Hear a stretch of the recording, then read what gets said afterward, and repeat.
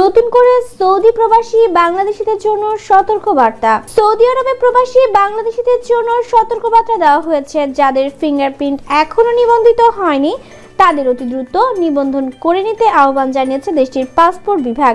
শীঘ্রই এই online system বন্ধ হয়ে যাবে।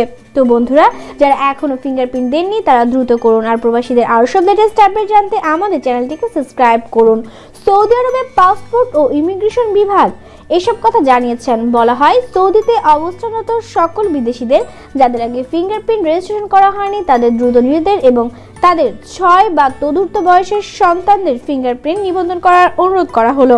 জানা গেছে এখনো পর্যন্ত বেশিরভাগ প্রবাসী ফিঙ্গারপ্রিন্ট নিবন্ধন করেননি। নিবন্ধন না করলে প্রাপ্ত সুবিধাসমূহ স্বয়ংক্রিয়ভাবে বন্ধ হয়ে যাবে। এই প্রক্রিয়াটি দ্রুত ও সঠিকভাবে সম্পন্ন করতে ইতিমধ্যে অভিজ্ঞ জনবল ও অত্যাধুনিক যন্ত্রপাতি সহ প্রতিটি এলাকা এবং বিভিন্ন প্রদেশ স্থাপন করা হয়েছে।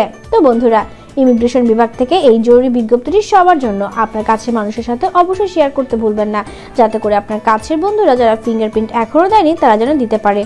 আমাদের চ্যানেলে সকল প্রকার প্রবাসী ভাইদের লেটেস্ট আপডেট নিউজ দেওয়া হয়, তাই অবশ্যই আমাদের চ্যানেলটিকে সাবস্ক্রাইব করুন। ইউটিউবে অনেক চ্যানেল রয়েছে যেখানে ভুল ও ভ্রান্ত নিউজ ছড়ানো হয়, সেসব চ্যানেল থেকে দূরে থাকতে আমাদের সাথে থাকুন। ধন্যবাদ।